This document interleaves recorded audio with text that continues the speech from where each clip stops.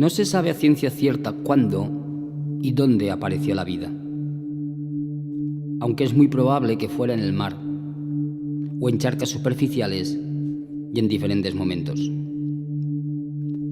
Los primeros indicios sitúan el increíble suceso hace alrededor de unos 3.800 millones de años. Se trata de organismos microscópicos muy sencillos, receptáculos de materia algo más densa que el exterior, separados por membranas y capaces de intercambiar alimentos e información de forma muy simple. Bienvenidos a la Bitácora de Galileo, un podcast de ciencia y música. Con Xavi Villanueva y Hernán Libolsi.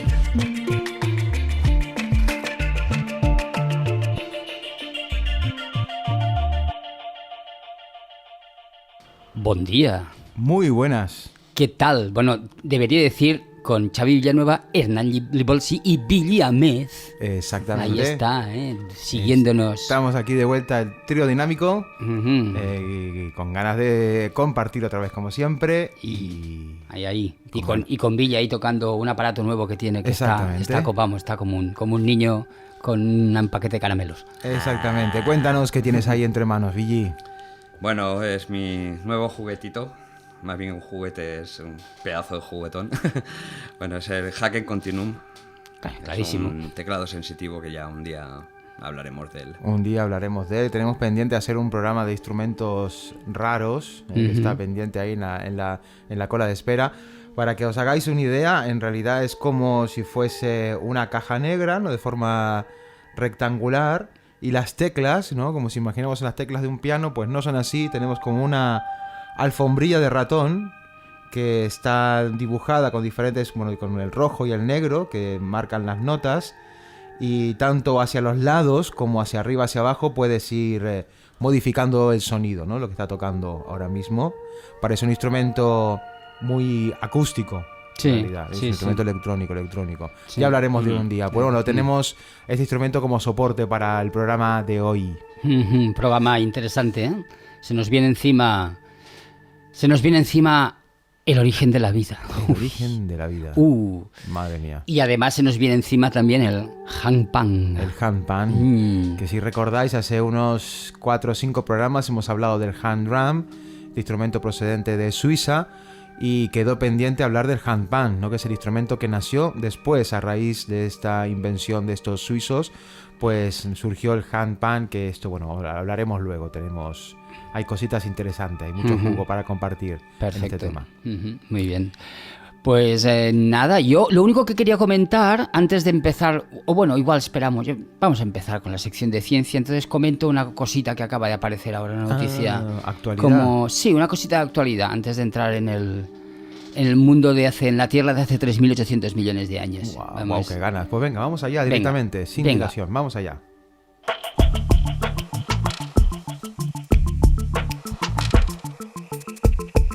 Hablando de ciencia.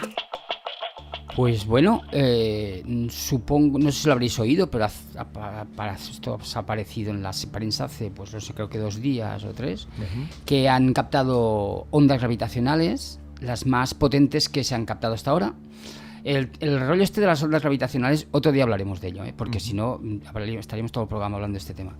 Pero bueno, las ondas gravitacionales, pensáis, una cosa que se ha descubierto hace muy poco, era algo que se había hecho previsiones de la existencia de este tipo de ondas, y para que os hagáis una idea, es como abrir una nueva ventana al universo. Es como casi pasar de cuando se miraba el cielo a simple vista a pasar a mirarlo a través de un telescopio. O sea, es como una ventana que hasta ahora estaba cerrada y que ahora está abierta y que nos está explicando, o nos va a explicar, un montón de cosas. Bueno, pues lo que se ha hecho ahora es captarse una onda gravitacional muy potente, que parece ser que viene de la colisión de 2 agujeros negros intermedios, que se llaman agujeros negros de una media intermedia, por decirlo de alguna manera. Y hoy por hoy, pues parece ser que sería el evento más bestia, digamos, del cual se ha podido captar sus repercusiones. Cuando chocan 2 agujeros negros, lo que se hace es que se produce una especie como deformación del espacio, bestial que lo que hace es, esa deformación se transmite por el espacio como si fuera una onda de cuando tú tiras una piedra en el agua y se producen ondas, pues bueno, esas ondas que se producen en el agua también se producen en el espacio.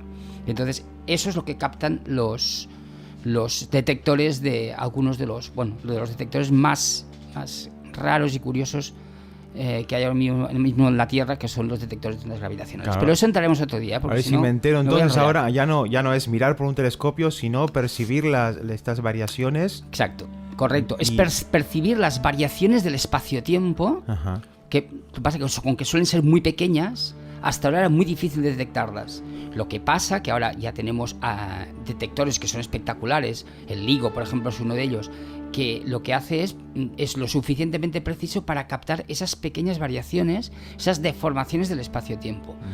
Que capta deformaciones de eventos, de cosas que pasan muy energéticas, muy potentes, como por ejemplo la unión o la fusión de estrellas de neutrones, o en este caso de agujeros negros. Claro. Entonces, bueno, interesante, muy interesante. Que esto es lo mismo de hace un par de años, ¿no? Cuando íbamos de gira lo de las ondas estas gravitacionales, bueno, es que todo el mundo preguntaba. Correcto, ¿no? Fue la primera vez que se captaron ondas gravitacionales. Fue aún mejor, porque por primera vez se captaba algo que se había predicho, que estaba ahí en la teoría. Tenían que aparecer, pero no había es un poco eso. Y después el friki soy yo. Ahí. Claro. Porque luego el telescopio que se va todavía no se lanzó, ¿no? Este telescopio nuevo. No,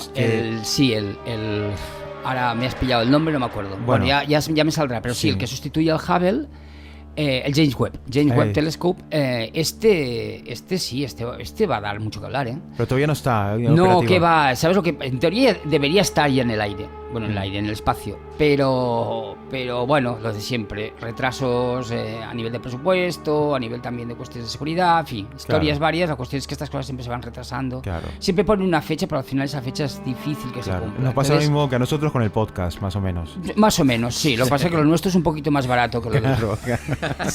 Sale más baratito que lo del telescopio. Básicamente porque no tenemos nadie que nos dé el soporte. Correcto. Pero bueno. Esto ya llegará. Pues nada, súper interesante. Sí, súper interesante. Muy, muy, muy bien. Uh-huh. Pues nada, estamos en la Tierra, en una Tierra primitiva que dejamos en el programa anterior. Sí. Y ahora empiezan a suceder cosas en esta Tierra, ¿no? ¿Qué es lo que empieza a suceder? Bueno, por razones que siguen aún siendo desconocidas. Quiero decir, el mismísimo origen de la vida, pues no se sabe cómo ocurrió. Creo que la semana pasada hablamos, en el podcast pasado, y hablamos que incluso está poniéndose como un poco otra vez, se empieza a hablar otra vez de la idea de la panspermia, ¿no? Aquella especie de hipótesis que decía que la vida podía venir desde fuera, ¿no? Uh-huh. Pero que en todo caso no solucionaba el tema. La cuestión es que seguramente se dieron las condiciones, digamos, tanto de temperatura, de humedad, de presión, etcétera, etcétera, en la superficie terrestre y seguramente dentro del agua, como para que se empezaran a formar. Pues bueno, nosotros en el concierto de miradas hablamos de pequeños receptáculos de materia, uh-huh, un poquito más densa que el exterior. Esto es una forma poética, ¿vale?, de explicar algo que es un poquito, digamos que está un poco en el aire, ¿vale? Se cree que claro, fijaros, la vida, ¿cómo se define la vida? La vida se define como algo que puede... Esto hasta los niños de primaria, esto los niños de primaria lo estudian, esto se lo preguntas a un niño de cuarto o quinto de primaria y te lo recitará de memoria. La vida es algo que es capaz de nutrirse, o sea, que tiene que comer, uh-huh, es capaz de relacionarse de una forma o de otra con su exterior y con los que tiene a su alrededor, y que es capaz de reproducirse. Uh-huh. Entonces lo que tuvo que aparecer es algo parecido a eso, algo que tuviera esas capacidades. Claro. ¿Vale? Hay muchas ideas sobre esto, pero pensemos que la cosa estaría rondando entre moléculas de ADN o de ARN.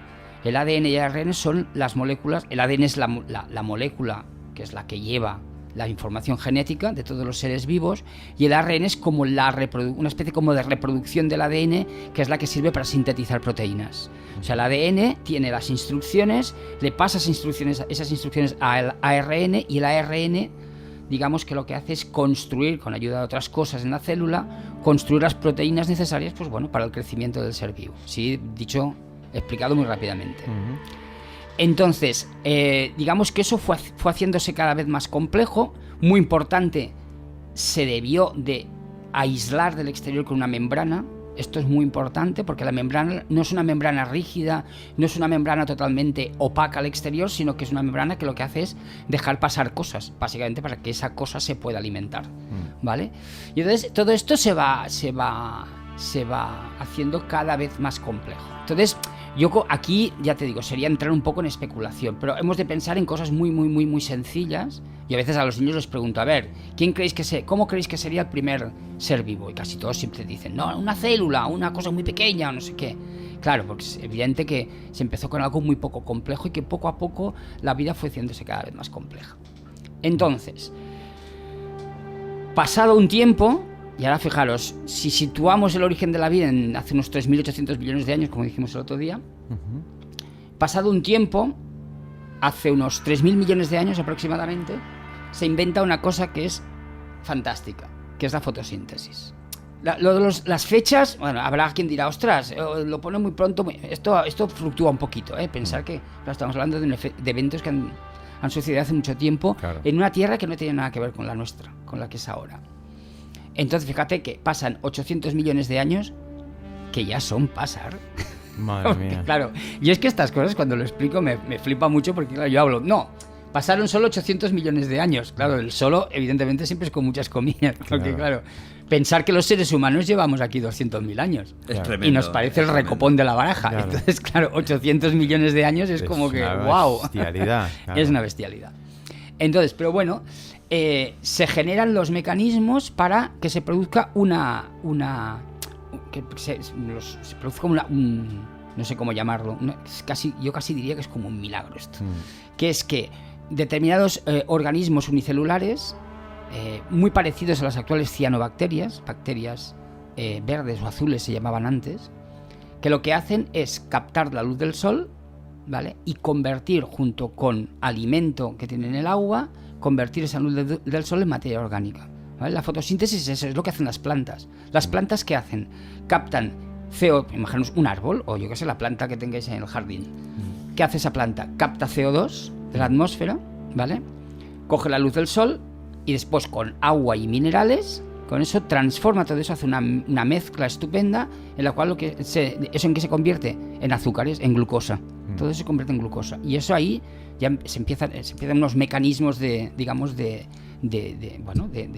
convertir esa glucosa en muchas más cosas. Es decir, lo que hacemos es con sol, CO2 y agua y minerales construimos una planta, por ejemplo, un árbol de 100 metros de altura. Poca broma con este tema, ¿vale? Entonces, ¿cuál es la gracia de ese proceso? Que es un proceso que lo que hace es desprender oxígeno, es decir, su producto residual es el oxígeno, ¿vale? Entonces, hasta ahí bien. ¿Qué pasa? El oxígeno es un elemento muy reactivo, es decir, que el primer oxígeno que se fue desprendiendo a través de estas cianobacterias y organismos similares, lo que pasó es que rápidamente reaccionaba con las rocas, entonces se incorporaba en las rocas, entonces bueno, pues nada, se formaban silicatos, óxidos, etcétera, etcétera. Es enseguida reacciona con... Pero ¿qué pasó? Con que el proceso de la fotosíntesis, digamos que adaptativamente parecía que funcionaba. ¿Qué pasa? Cada vez más se iban generando cada vez más organismos que eran capaces de hacer este proceso y por lo tanto se iba generando cada vez más oxígeno. Entonces llegó un momento que el oxígeno que se generaba ya no podía reaccionar, porque todo había reaccionado, digamos, todo el oxígeno que se había desprendido ya no quedaba, para decirlo de una forma sencilla, no quedaba nada con lo que reaccionar. Entonces, ¿qué hizo el oxígeno? Acumularse en la atmósfera. Entonces, imaginaros que a lo largo de millones de años ese oxígeno se va acumulando y llega un momento que a ciertas alturas de la atmósfera terrestre 3 átomos de oxígeno se unen para formar lo que se llama el O3 o el conocidísimo ozono, ¿vale? Entonces, esa acumulación de ozono hace que se cree una barrera alrededor del planeta, que es la barrera que hace que una gran parte de la radiación peligrosa para la vida se pare a mitad de atmósfera y por lo tanto no llega a la superficie. Claro, y eso abre el terreno. Y eso abre el terreno a lo que pasará después. Claro. Este es uno de los grandes. Muchas veces se habla que es uno de los grandes logros de la evolución, ¿no? El hecho de conseguir fijaros que, a ver, a mí me gusta mucho decir que en realidad la evolución de la vida es un proceso en el que han intervenido, por supuesto, el tiempo, es muy importante. O sea, se necesita mucho tiempo para que pasen estas cosas. O sea, la evolución es una cosa como muy gradual, muy lenta, ¿vale? Eso ya lo decía Darwin. Aunque hay autores hoy en día que dicen que ha habido momentos en que la evolución ha sido mucho más rápida y más de golpe, pero en principio ha sido una cosa bastante lenta y que en cierta manera es una relación entre el tiempo y la geología, pero también la biología. Es decir, la biología, la geología, todo está imbrincado, unido de como una especie como de red. Claro, fijaros, ¿qué pasa con la fotosíntesis? La fotosíntesis lo que hace es captar CO2 de la atmósfera. El CO2, recordemos, ahora es un famosísimo gas, porque lo conocemos todos, es uno de los gases de efecto invernadero. No es el único, pero es uno de los gases de efecto invernadero. ¿Qué quiere decir eso? Quiere decir que se ha acumulado mucho CO2 en la atmósfera y ese CO2 lo que hace es de pantalla, que hace que las radiaciones del Sol que rebotan en la Tierra y volverían al espacio, debido al CO2 y a estos gases, se queda otra vez en la Tierra y va calentando el clima. Bien, pues en esa época, que no había ni seres humanos, ni nada que estropeara el asunto, por decirlo de una forma suave, ¿qué pasa? Captamos CO2 de la atmósfera, o sea, bajamos el nivel de gases de efecto invernadero, ¿y qué hacemos? Enfriamos la Tierra.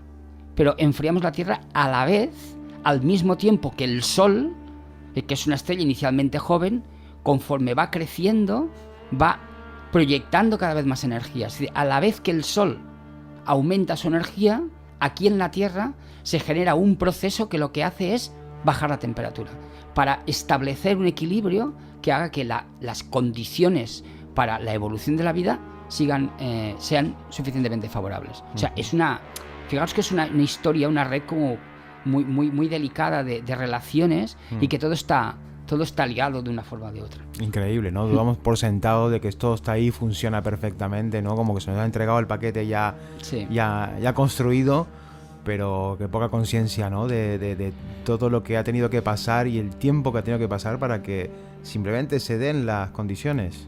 Claro, yo con esto, yo siempre tengo os explico una idea que para mí es como muy, no sé, igual suena muy naif, ¿no? Pero yo qué sé, el hecho de cuando tú cuando tú matas un ser vivo, en realidad lo que estás matando ahí es una máquina maravillosa, que tiene sus defectos, porque la evolución tiene sus defectos. La evolución ha producido chapuzas.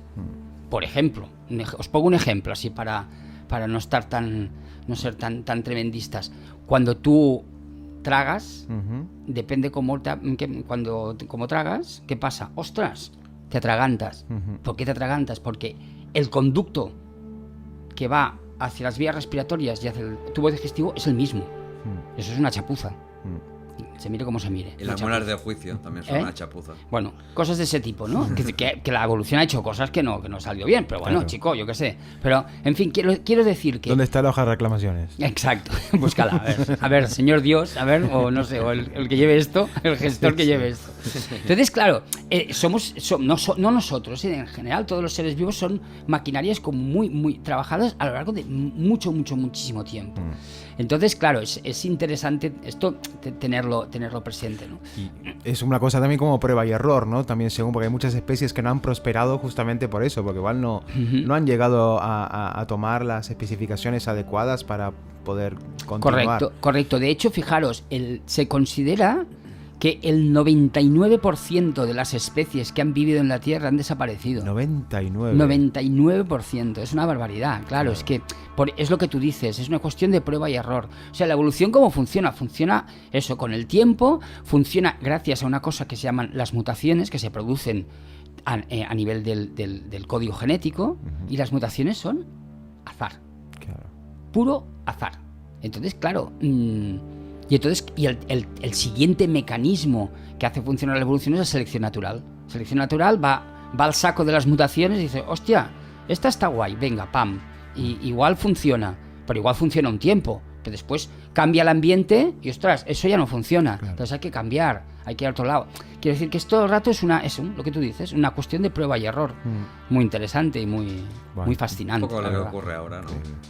poco lo que está ocurriendo ahora, ¿no? Que es un poco ensayo y error lo que está ocurriendo ahora con los virus y con estas cosas. Bueno, sí, claro, eso sigue funcionando. Lo que pasa que, claro, ahora aquí hay un aspecto nuevo que es el de la aparición del ser humano, que lo que está haciendo es afectando de una forma que no estaba prevista, o que en principio no estaba prevista, o no estaba prevista. No quiere decir que hubiera algo previsto, pero que te quiero decir que no ha habido nunca una especie en la historia de la Tierra que haya manipulado el entorno de la forma que lo está haciendo el ser humano, ¿vale? Y que lo esté cambiando de la manera que lo está cambiando el ser humano. Entonces, eso es algo que está ahí, que no sabemos exactamente las consecuencias. Efectos secundarios, ¿no? Claro. Además, de manera tan brusca y rápida, ¿no? Pues estamos hablando de procesos de millones de años, y aquí en 50, 60, 80 años pegamos un cambio tremendo, ¿no? Ya brusco, un cambio, un cambio de dirección brusco. Sí, de hecho, cuando se habla, bueno, cuando a veces hay discusiones con los negacionistas del cambio climático, pues claro, un poco la razón principal, o una de las ideas principales que hay para poner encima de la mesa, es que el cambio, por ejemplo, el cambio de temperatura, el cambio en la concentración de CO2 en la atmósfera está siendo muy rápido. Ha habido otras épocas en que ha habido esos cambios climáticos, pero han sido a lo largo de muchos años. Y en este caso lo que está pasando es que en 200 años esto se nos está yendo un poquito de las manos. Entonces, bueno, no sabemos muy bien cuál es el futuro. El señor Hariri, el famoso autor de Sapiens, y ahora creo que ha publicado hace poco otro libro, Homo Deus o algo así, bueno, no sé, no lo recuerdo. Este hombre, que se ha hecho muy famoso precisamente gracias a Sapiens, él habla de que acabaremos convertidos en seres, no sé cómo decirlo, si virtuales o como máquinas, que nos desligaremos finalmente de la parte orgánica. Hombre, ya poco a poco avanzando. El Elon Musk ya ha desarrollado un chip que va metido dentro del cráneo, con el que puedes empezar a controlar cosas, ¿no? Con tu mente, imagínate. Sí, por eso es que, claro, el futuro de esto nos estamos adelantando un poco a lo del último capítulo, pero es verdad, el futuro. Yo ahí siempre menciono, pues seguro que lo habéis visto, hay un capítulo de la famosa serie Black Mirror, creo que es el primero de la segunda temporada, en la cual los personajes interaccionan entre ellos, porque en cierta manera todas las funciones que tiene el móvil están incorporadas ya en el cerebro, ¿no? Claro, un poco. Y entonces, claro, cuando se cruzan con la gente, ven la puntuación que tiene la gente, y en función de eso interaccionas más o menos, y en función de eso, que es lo que va el capítulo, pues puedes conseguir cosas o no, depende de la puntuación que tengas, ¿no? Bueno, pues esas cosas, eso forma parte de que, si queremos, puede formar parte de nuestro futuro. No sé, estaría bien como Inu plantear una reflexión sobre eso. Es un poco nuestra manera de interactuar y de crear nuestro futuro, ¿no? Realmente, si realmente el impedimento para el hombre es el cuerpo, ¿no? Vamos a otro sitio donde no haya cuerpo, sino simplemente tener una inteligencia fuera de un cuerpo. Al Billy no le digas dos veces que ya mete veo, brazo, ya lo veo. Todo cibernético. Un hacken en el brazo. En vez de un tatuaje, un hacken continuum.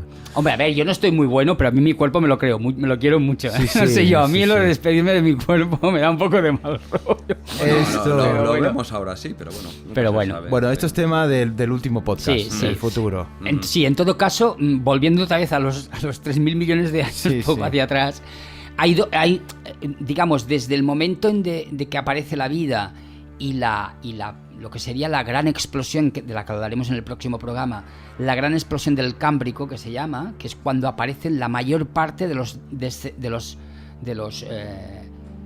abuelos, digamos, de los que serán todos los animales y plantas que conocemos actualmente. Es decir, estamos hablando de casi 3.000 millones de años, ¿vale? Hay dos hechos fundamentales que son los que cambiarán un poco la historia de este planeta. Uno lo acabamos de mencionar, hemos hablado de la fotosíntesis, y hay otro muy importante que es la reproducción sexual, que de esto también hablamos en el Miradas al Universo, que es ¿por qué es importante? Porque la reproducción sexual lo que hace es multiplicar la variabilidad, la capacidad de la evolución para tener opciones de una manera absolutamente exponencial. Y entonces, desde que se digamos, inventa, entre comillas, la reproducción sexual, pasa poco tiempo hasta que viene esa gran explosión de la vida, de la cual hablaremos en el próximo episodio. En el siguiente, wow. Sí. Pero bueno, muy fascinante, una historia muy fascinante. Y además pensar en una cosa, se conoce muy poco de esta historia. Es decir, realmente lo que conocemos de la historia de la Tierra son básicamente los últimos 600 millones de años. Porque es que anteriormente, claro, primero que la Tierra ha cambiado un montón. Los continentes se iban moviendo, no paraban, se paraban para aquí, para acá, y a medida que quedarse quietos, no hay manera. Entonces, claro, todo eso hace que todo cambie, se esconda, que se pierdan pruebas. Y luego, claro... encontrar fósiles de organismos unicelulares, eso es una cosa como más compleja y más complicada. Y que se mantengan además. O sea, que esos organismos unicelulares tengan la capacidad para conservarse de una forma u otra, que es difícil. Claro. Bueno, se queda todo preparado para el siguiente capítulo, en el que ya empiezan a surgir cosas con patas y ojos y esas cosas, ¿no? Sí, con cosas que nosotros ya, digamos, reconoceríamos más o menos. Algunos nos asustarían, ¿eh? Todo hay que decirlo, pero bueno. Seguro, ¿no? Porque en esta prueba y error vas haciendo cosas y sí. Al principio no sé, supongo que cuando eres pequeño no dibujas del todo bien y te va saliendo cada vez mejor un poco a medida que vas haciendo, ¿no? Es una buena metáfora. Yo creo que en realidad de toda esta historia son los errores. O sea, si pudiésemos ver los... Hombre, yo recomiendo que la gente busque en internet, yo digo libros porque yo aún estoy chapado en lo analógico, pero que busque por internet representaciones de animales antiguos, yo que sé, por ejemplo, de insectos o escorpiones. Había escorpiones que medían casi 1 metro, tío. Claro, es que... Y es realmente digno de ver porque ha habido errores, por decirlo de alguna manera, de la evolución que dices, ¡fua! Pues menos mal que fue un error. Ya está bien que fuera un error. O sea que muy bien, muy interesante. Sí. Imagínate que ahora en vez de caballos usaríamos escorpiones, ¿no? Fíjate, montados en escorpiones. Con un corcho puesto en el... en la punta, ¿no? Para que no te... Pues... Bueno, ahora sería de plástico, no de corcho. Sí, exactamente. Pues nada, lo dejamos aquí entonces. Yo creo que sí. Sí, vale, muy bien. Billy, maravillosa esta música que estás haciendo de fondo. A ratos acojona un poco, hay que decirlo. Pero es hombre, es que a veces Xavi acojona. Sí. Yo lo voy siguiendo.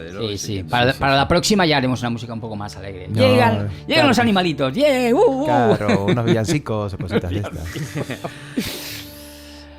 Pues nada, nos vamos hacia la siguiente sección. Perfecto. Vamos allá. Hablando de música. Ya estamos en la sección musical y si recordáis, hace unos programas atrás hablamos del hang, del hang drum, conocido como el hang drum. Y quedó pendiente para un futuro, pues, hablar del hang pan, que es un poco la descendencia del hang. Que para todo esto, pues tenemos 2 invitados. Una persona se llama Sergio Huerta Pérez, que él es fabricante de estos instrumentos, de hang pans, aquí en Mallorca, bajo el nombre de Gios Instruments. Y también con Víctor Robles, que él es un intérprete de handpan buenísimo y que también está empezando a fabricar junto a Sergio. Así que ellos nos van a dar una versión mucho más extensa y mucho más profunda de lo que lo podría hacer yo o cualquiera de nosotros. Sí, porque si tengo que hablar yo, pues diría que un handpan es un hand hecho de pan. Lo siento. No te preocupes, ahora meteremos esas risas enlatadas. Exactamente. Pues nada, no liemos más al personal, vamos a dejar que hable la gente que sabe de esto, que tú ya has hablado, tú sabes de lo que sabes. Ya está. No es para desmerecer, no puedo, pero... no, está claro. Pero venga, damos paso a la unidad móvil y escuchamos esta entrevista. ¿Os parece? Adelante. Vamos para allá. Vámonos. Bueno, nos encontramos en el showroom de Gios Instruments, aquí donde Sergio y Víctor tienen su exposición, ¿no? Aquí hay un montón de instrumentos, de handpans creados por Sergio. No sé si... Bueno, ahora entraremos en tema.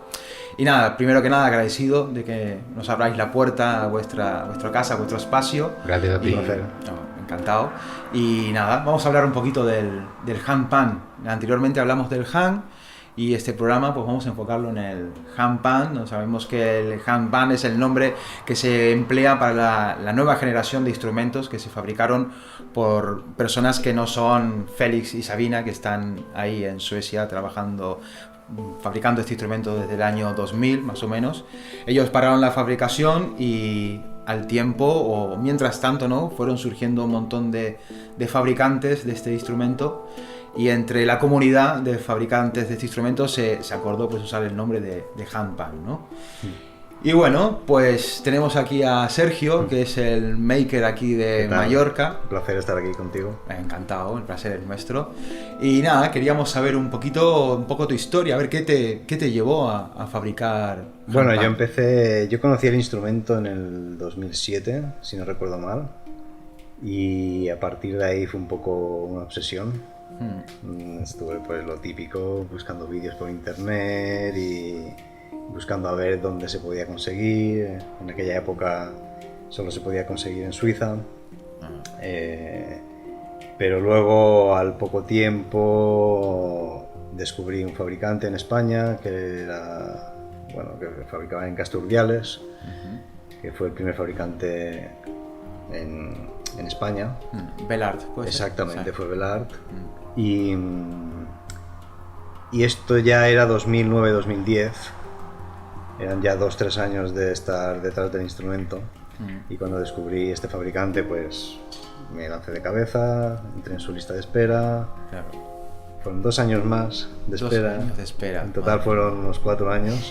Santa paciencia. Desde que lo vi hasta que lo pude poner mis manos encima. Madre mía.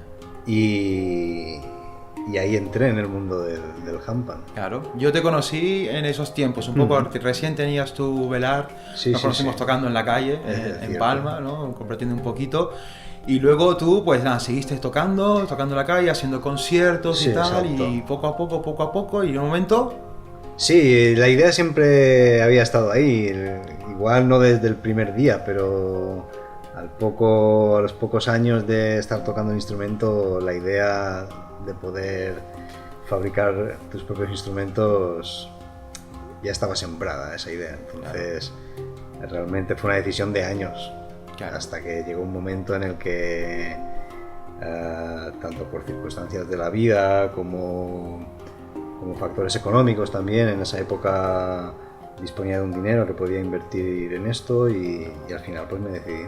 claro, Y me lancé pues a recoger material, a investigar un poco qué es lo que necesito, claro, cómo afrontar el reto, porque hay muy poco escrito sobre la fabricación del instrumento, entonces prácticamente el 90% es prueba y error. Claro, estaba todo por descubrir. todavía. Totalmente. Claro.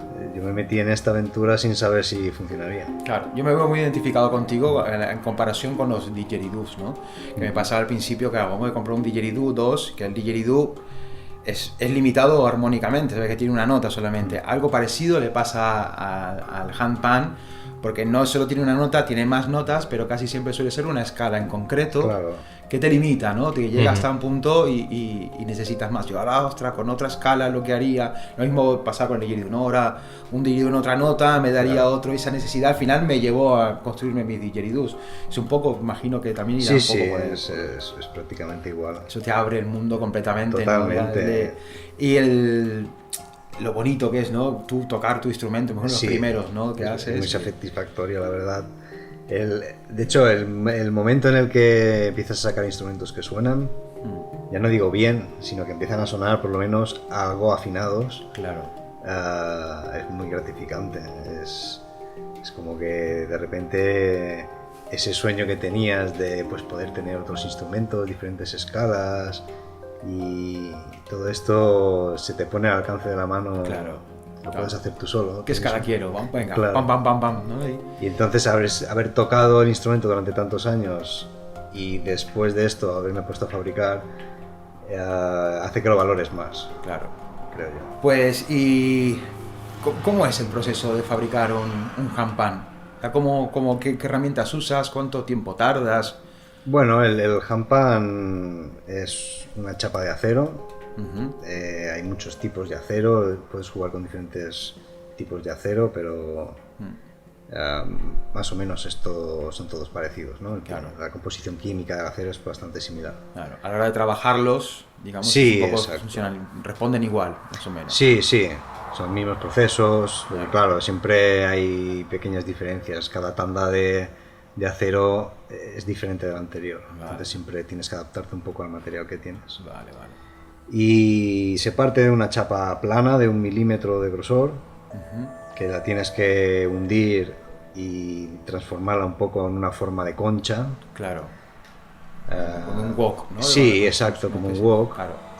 Y una vez consigues esa forma, tienes que crear membranas dentro de esa chapa metálica, ¿no? Como hacer diferentes membranas que suenan en diferentes notas. Claro. Cuando hablamos de membrana hablamos de los típicos agujeros, ¿no? Sí, los hoyos que tienen Exacto. de diferente tamaño que dan las diferentes notas. Exacto. ¿no? Sí, al final es crear, delimitar varias zonas sobre la superficie de la chapa, y esas zonas vibrarán independientemente, Claro. y podrás ajustarlas en diferentes tonos. Me Entonces parece- ahí creas la escala.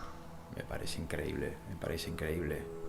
Y tú, Víctor, ahora, bueno, tú ya llevas un tiempo tocando este instrumento. Yo ¿no? llevo 4 años ahora.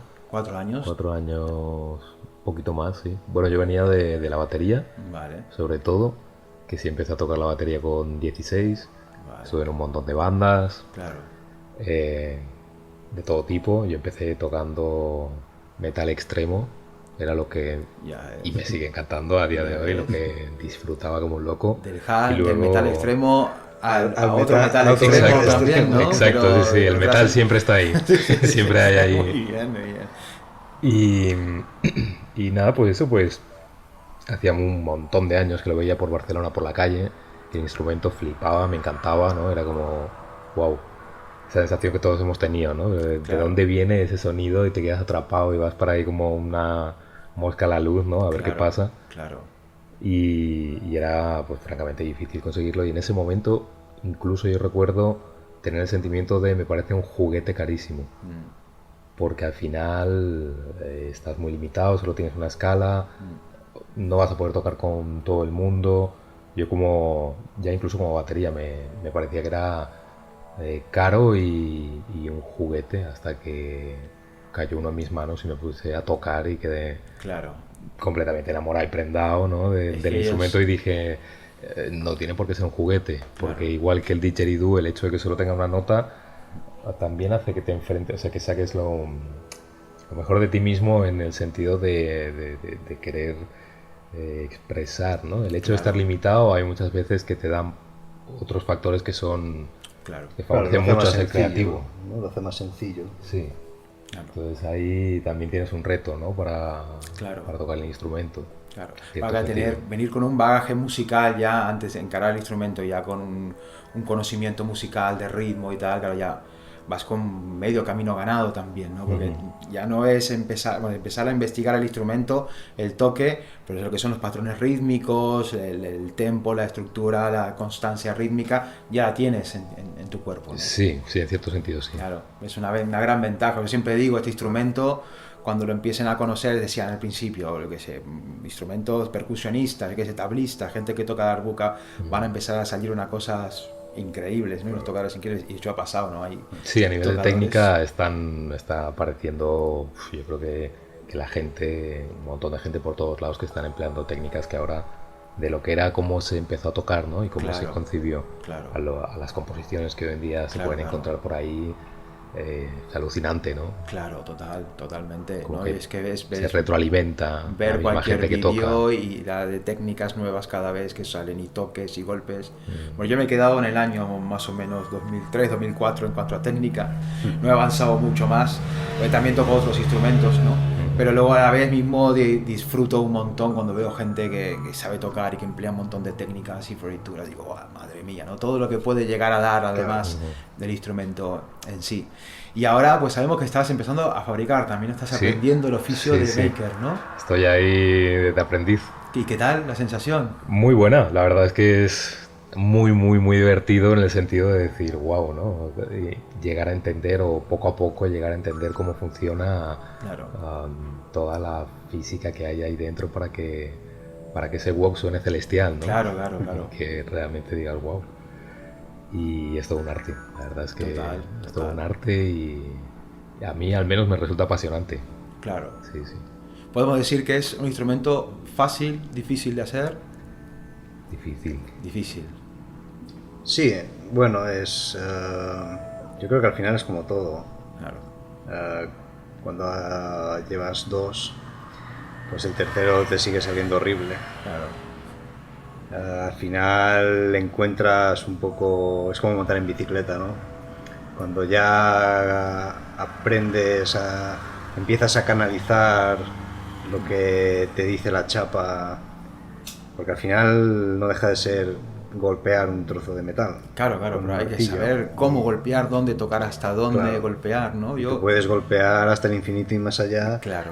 y no saldrá nada de ahí. Claro, Entonces al final, hasta que empiezas a entender cómo funciona el asunto, pues parece muy complicado.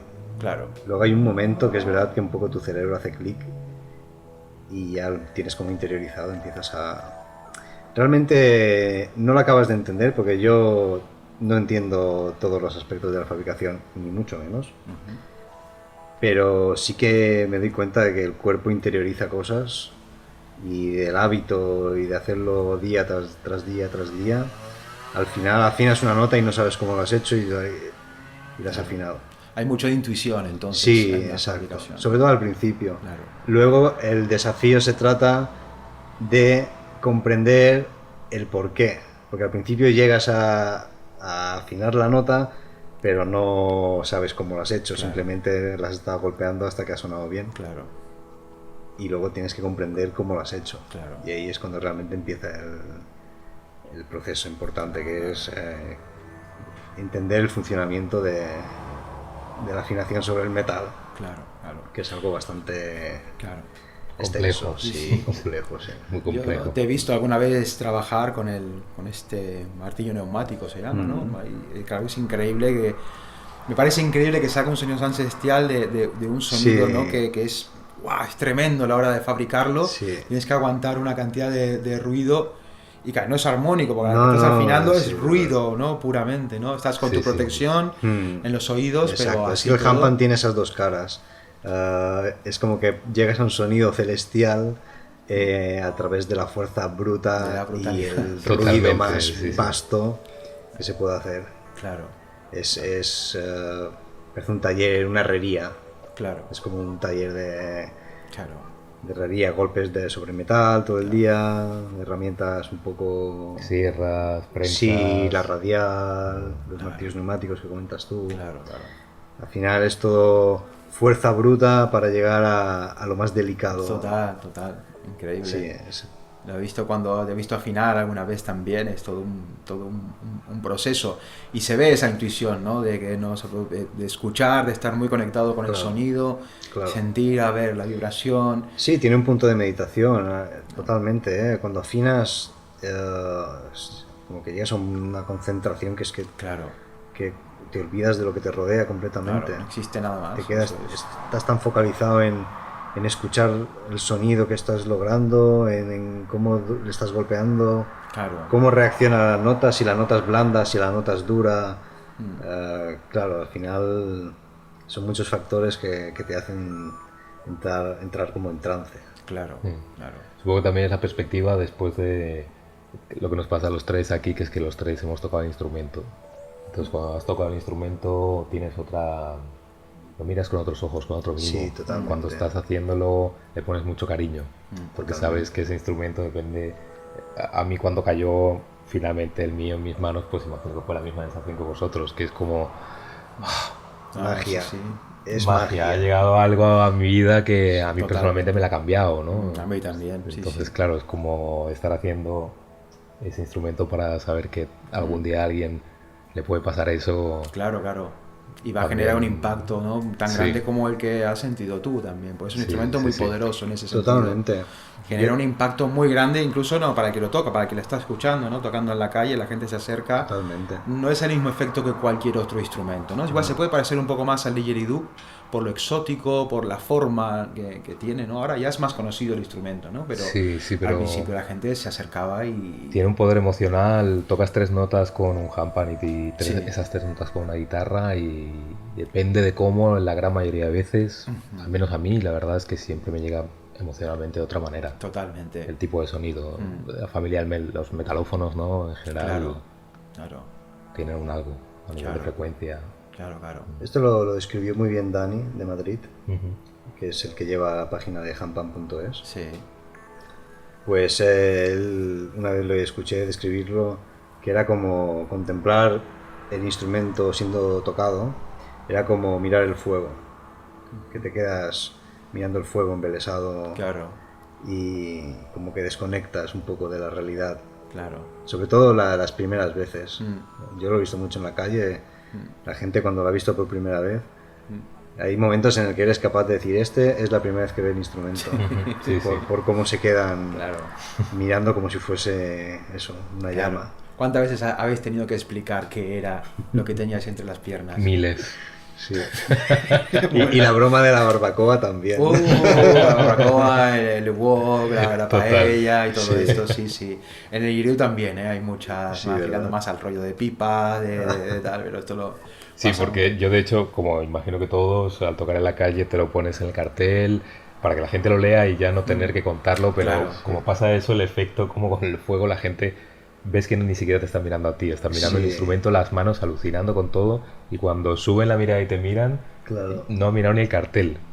Y están esperando a que acabes de tocar esa canción, lo que sea, para preguntártelo, Claro, ¿no? claro. Y ya ni la gente lo lee, así que lo acabas diciendo. Sí, es muy poderoso. Es que a veces hasta el músico pasa desapercibido con ese instrumento. Sí. Tiene sí. algo que primero se ve el instrumento y luego se ve el músico. Eclipsa totalmente, eclipsa. Bueno, con Chris, con esta amiga que tenemos un proyecto de cuentacuentos, que hemos actuado en Benizalem el día de San Jordi para escuelas. Yo creo que ha sido el concierto más, o digamos la actuación multitudinaria, haciendo handpan por un lado muy divertida y más multitudinaria porque eran todos los chavales de una escuela, hicimos el cuentacuentos y es que yo los miraba y las caras aparte de los niños de estar alucinando, ¿no? Con incluso un poquito más exageradas, Claro. o más, Sí, claro. Es que es más muy pura, naturales, ¿no? Sí, Y la como, respuesta wow. de los niños es muy, Claro. muy pura, muy directa, ¿no? Sí. Sin interferencia ni filtros. Total. Tanto por lo bueno como por lo malo, ¿no? Sí, sí. Bueno, menos mal que el Hank ese cae bien, ¿no? Ese Y día claro, era para verlos, las caras claro, que ponían. Claro, no, es total. Qué bien. Pues nada, vamos a hablar un poco de cómo es la fabricación, ¿no? Ya sabemos que es un proceso que requiere un tiempo de aprendizaje, casi de autoconocimiento, Sí, ¿no? De ir totalmente. descubriendo qué es lo que funciona, lo que no. Supongo que hay muchos instrumentos que han terminado en la basura o Sí, por supuesto. que no ha salido nada, Sí. ¿no? Y aparte del tiempo ya, pues llegas. ¿Cuánto tiempo llevas haciendo ahora? Ahora no llega a 4 años. 4 años. Debe estar por 3 años y medio más o menos. 3 años y medio. Esto dándole cada día, por lo menos. Sí, la verdad es que ha sido bastante intenso. El primer año fue un año casi de recluimiento total. Claro. Y que Es era que eso. creo que no hay otra forma. No, yo hay creo otra que no, forma. realmente. A este tipo de instrumento o le dedicas un momento Sí. todo tu tiempo, toda tu energía Sí. o igual no llegas a donde has llegado de alguna manera. Sí, supongo que bueno, puedes hacerlo en más tiempo, ¿no? Pero claro, yo me metí muy decidido. Claro. Yo llegó un momento en el que ya estaba un poco cansado de tocar en la calle, porque claro, yo he estado 7 años viviendo de tocar el instrumento. Claro. Yo lo conocí, lo que he contado antes, yo creo que 2010 adquirí el primer instrumento y desde 2011 empecé a salir a tocar hasta, pues eso, hasta hace 3-4 años, Claro. que hubo un tiempo que combiné las dos cosas. Claro. Cuando comenzaba a fabricar, el aprendizaje, Claro, vendes algún prototipo, ibas poco a poco haciendo y de mientras también salía a tocar. Claro. Hasta que llegó un día en el que el trabajo, bueno, los pedidos empezaron a aumentar, la calidad también empezó a aumentar y llegó un momento en el que ya dejé de lado completamente lo de ir a tocar Me dedicas en y absoluto. me dediqué por completo a Claro. la fabricación. Claro. Y sigo en ello a full. Qué bien. Y ya somos muchos los que estamos muy agradecidos de que hayas tomado esa decisión. No porque tocases mal, porque es todo lo contrario, tocas muy bien, pero tener un tío que fabrique aquí y que tú puedas llevar tu instrumento, que te lo afine y tal, sí, no sí. tiene precio, ¿eh? No tiene precio. Desde para luego. alguien como yo, por lo menos, ¿no?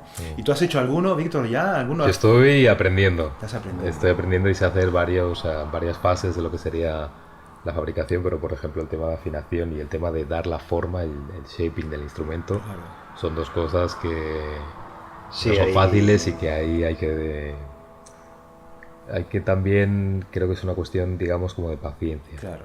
Paciencia en el sentido de no querer o no esperar a hacerlo todo, sino ir poquito a poquito descubriendo cada fase y poniéndole mimo y paciencia para que llegara a decir, pues lo que decía Sergio, ¿no? De cómo hacerlo, pero yo hoy por hoy no podría hacerme un instrumento 100% entero para mí, o por hacerlo para alguien. Pero llegará. Sí, todo llegará. Ahora os complementáis muy bien porque bueno, Sergio los fabrica, ¿no? Todo el proceso entero, tú estás aprendiendo, pero al mismo tiempo tú estás usando el espacio para enseñar.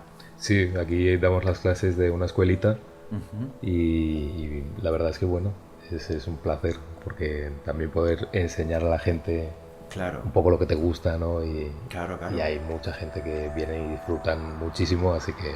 ¿Y la gente que suele venir suelen ser músicos ya o gente que...? La gran mayoría no, pero también hay algunos, y sobre todo baterías, con los que me entiendo perfectamente en el sentido de que llegan y dicen, ¡wow!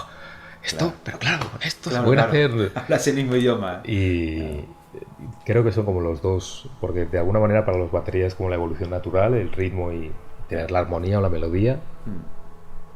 Y también hay mucha gente que toca otros instrumentos que sí ven las bondades, ¿no? Así como hay músicos que es como veo que siguen pensando lo que me pasaba a mí, ¿no? El juguete caro de para tener 8 notas aquí o 20 tal vez como mucho, ¿no? Esto pasa hasta que lo tocas. Una vez que lo tocas y ya te das cuenta de que ahí cambia la peli. Que lo vale.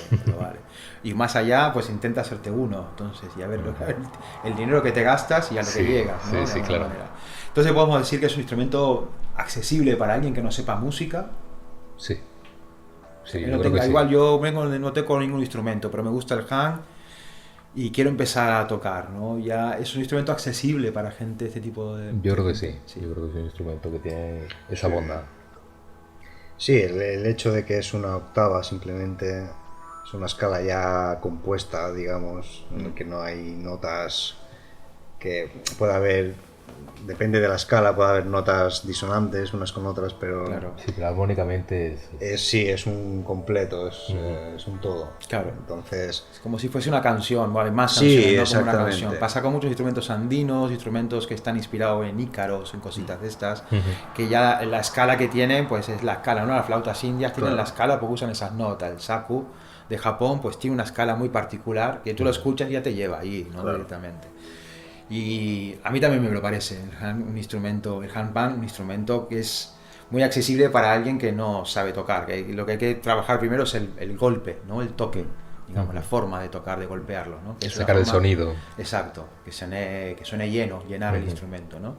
Y esto, pues eso lo enseña, la forma de tocar, el toque, ¿no? Lo que hay que hacer para...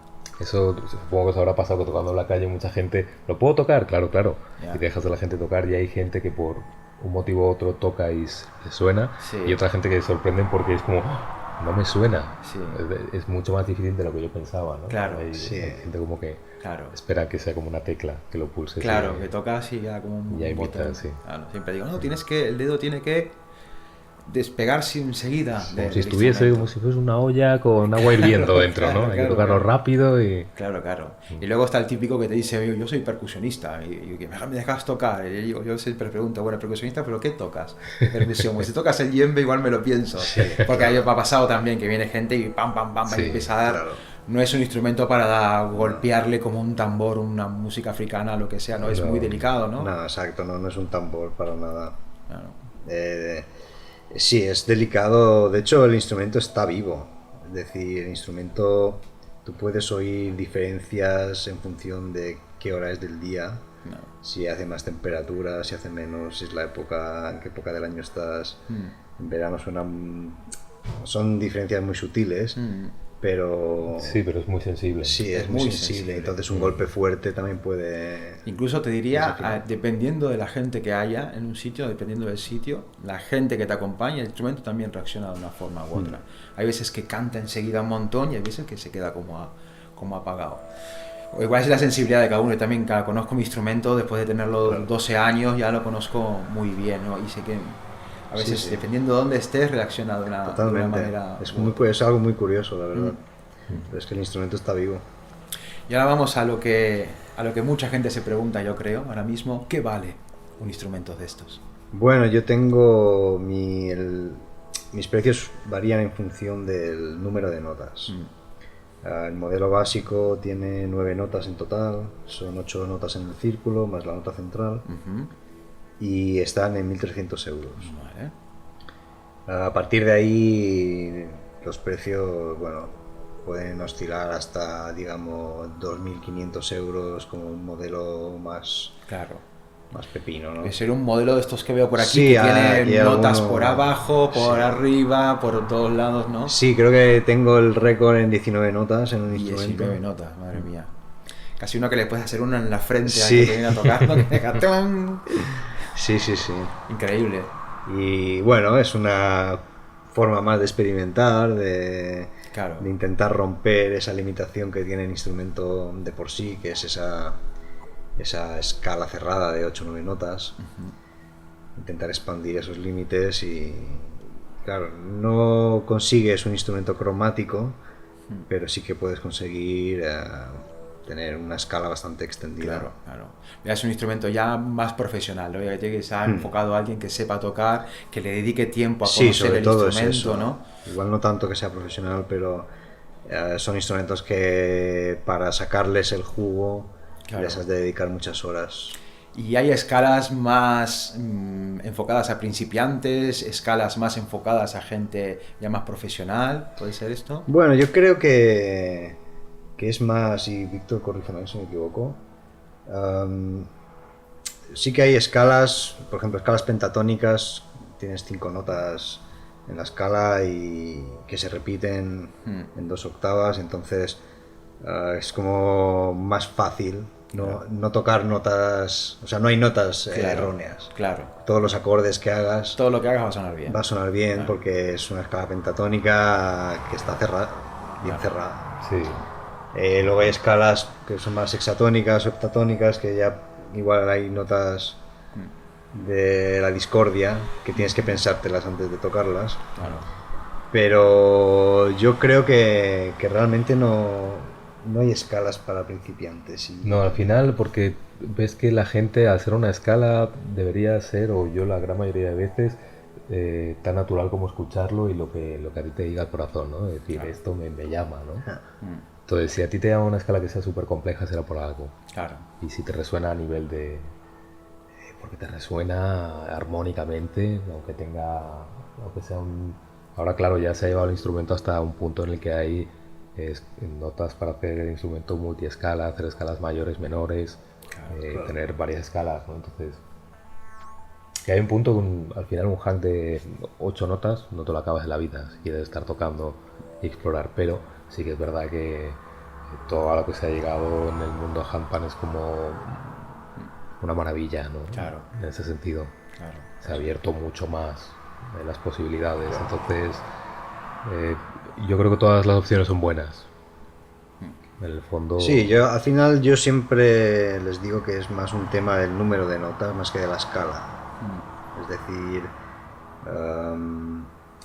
igual te gusta una escala más árabe, que suelen ser, o podrían ser las más complicadas igual, porque tienen muchos semitonos, pero al final si es un instrumento de 8, 9, 10 notas, te habitúas a la escala, te lo conoces con el tiempo de tocarlo y es fácil aprender con cualquier escala. Claro. Lo que me encuentro es gente que me pregunta por instrumentos de 15, 16, 17 notas y es gente que ayer no sabían nada del handpan. Es como que lo acaban de descubrir a través de a lo mejor un vídeo de YouTube. Claro. Y les gusta el instrumento que sale en ese vídeo y Claro. justamente es un instrumento que tiene muchas notas. Claro. Y siempre es bueno intentar un poco aconsejar. Claro. Se puede hacer la misma escala, pero reducir el número de notas para ajustarlo un poco más a lo que Claro. necesitas, ¿no? Si eres principiante y no has tocado, sobre todo si no eres músico, ¿no? Porque si es tu primer handpan, pero vienes de la percusión o bueno, sabes de música, Claro. tiene más sentido. Pero principiantes yo siempre les recomiendo 8 o 9 notas. Claro, claro que sí. Y la escala la que más te guste. A mí, sinceramente, son los que más me gustan, ¿eh? Y aparte, lo que más me gustan últimamente son unas escalas que haces ahora como más grave, ¿no? Como una octava más grave de lo que suelen estar la mayoría de los handpan, y esto ya es tremendo. Te vibra el cuerpo, te vibra todo. Es muy, muy bonito de tocar y de escucharlo también. Pero bueno, yo creo que ahora por último decir dónde podemos ver algo de vuestro trabajo en internet. Tenéis una página de YouTube, ¿no? Donde vais colgando. Sí, bueno, hay el canal de YouTube, que ahí donde he ido colgando un poco instrumentos, no todos, pero varios instrumentos Claro. que he ido haciendo. Claro. ¿Cómo se llama el canal? Geos Instruments. Geos Sí, Instruments. o Geos Instruments. Geos Instruments. Vale, perfecto. Es que le doy el toque inglés. Claro, ¿sabes? está bien, Geos, está bien. Hay que darle glamour. Y no tengo página web, realmente solo tengo redes sociales. Lo mismo, Geos Instruments, tanto en Instagram como Claro. en Facebook. Claro. Y Y es igual, una forma de contactarte también, sí, ¿no? Por si exacto. alguien está interesado. Igual un día hago la página web, pero bueno, veo que hoy en día con las redes sociales tengo trabajo Sí, para sí. rato. Y una web te da más trabajo todavía. Sí, exacto.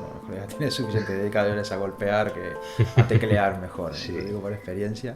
Y también decir que, bueno, que aquí en Algaida, hoy dentro de poco en Sineu, porque nos mudamos la showroom, la mudamos a Sineu, que hay un sitio en el que la gente puede venir, ver los instrumentos si tienen curiosidad por probar un instrumento. Claro. Que no hay necesidad de comprarse uno para probarlo, ¿sabes? Claro. Que hay un sitio aquí en la isla Qué bien. en el que se puede venir y probar los instrumentos y para todo el que tenga curiosidad por el handpan. Sí, sí. Yo he estado un par de veces y la verdad que lo recomiendo, ¿eh? Es muy inspirador y te dan ganas. Lo que sí, hay que venir si puedes, venir con los 1.300 mínimo, porque luego te va a doler salir de aquí sin llevarte uno. Te lo digo por experiencia. También puedes empezar con clases, es una buena, Totalmente, ¿eh? ya que es algo que no se suele dar, pero aquí tenemos la oportunidad de tener a alguien que sabe enseñar. Claro.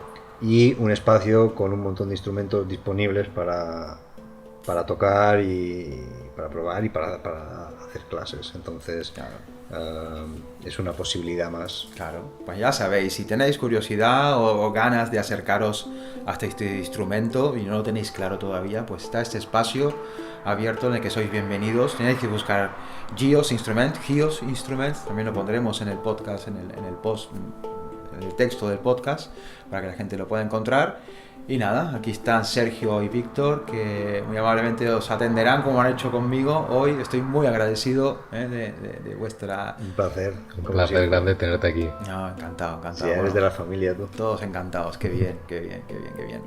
Y nada, si queréis saber más sobre el handpan, pues mira, hablabas de Dani antes, de handpan.es. Recomendable. Hay mucha información ahí sobre todo lo referente, tanto músicos como fabricantes, como la historia del instrumento. Y nada, igual más adelante, pues igual volvemos a charlar, porque volveremos a hablar de esto de alguna manera, seguro. Estupendo. Cuando quieras. Y nada, muchísimas gracias, chicos. Un A ti, placer. un placer. Será hasta siempre. Nos vemos. Igualmente. Chao. Bueno, tal? bien, muy bien. Oye, ¿Qué te ha muy, parecido? muy interesante. Sí, sí. Sí, me ha quedado claro que no está hecho de pan. Lo siento, tío. Yo cuando entro en bucle, ya está. Es lo que hay. Bueno, yo para mí genial, he disfrutado mucho de hacer esta Sí. entrevista, personas que admiro mucho y nada, súper agradecidos por esta Claro que visión Claro que sí. tan profunda de este instrumento, que yo tengo que admitir que también me genera confusión, ¿no? El tema handpan, pero bueno, yo creo que ha quedado bastante claro. Yo creo que sí. Pues hasta el próximo programa, ¿no? Bueno, sí, lo que sí que teníamos que comentar anunciar es que dentro de muy poquito, el día 19 de este mes, a las 9 de la noche, es un sábado esto, vamos a hacer un concierto online, un concierto de miradas al universo, precisamente del concierto de lo que estamos hablando durante todo este podcast. Vais a poder escuchar la versión original de Miradas al Universo, y seguramente igual es pues la última vez que lo hacemos, porque ya estamos con una remodelación del espectáculo y bueno, pues estamos ahí Que esto le queda poco ya. Será una despedida de la versión 1.0. Correcto, Exactamente, efectivamente. Es decir, bye bye, con pañuelitos y lagrimitas. Exactamente. Y con los brazos abiertos a lo nuevo que está por venir. Claro que sí. Claro que sí. ¿De qué vamos a hablar en el próximo programa? Tenemos... Pues en el próximo programa vamos a hablar de la evolución de la vida. Que empiezan ahí los bichos ahí pim pam, Empiezan a salir evolucionar. patas y cosas de Patas, estas, ¿no? ojos, en fin, cosas estupendas.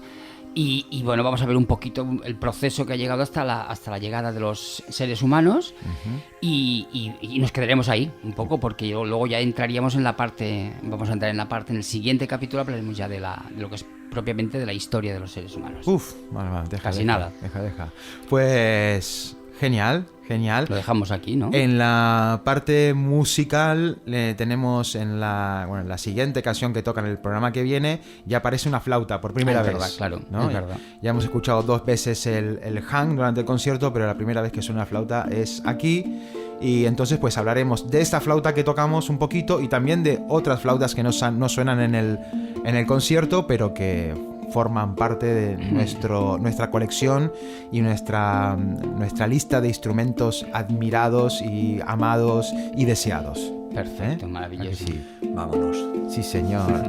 Pues nada, queda eso pendiente para el próximo acordaros, el concierto online gratuito a través, sí, eso sí, de la página de Facebook de Bitácora de Galileo. Ahí está. Así que si lo queréis ver, un me gusta. Correcto. Siempre bienvenido. Pues nada, gente, gracias Gracias siempre por estar ahí y nos vemos la próxima. Hasta la próxima. Chao.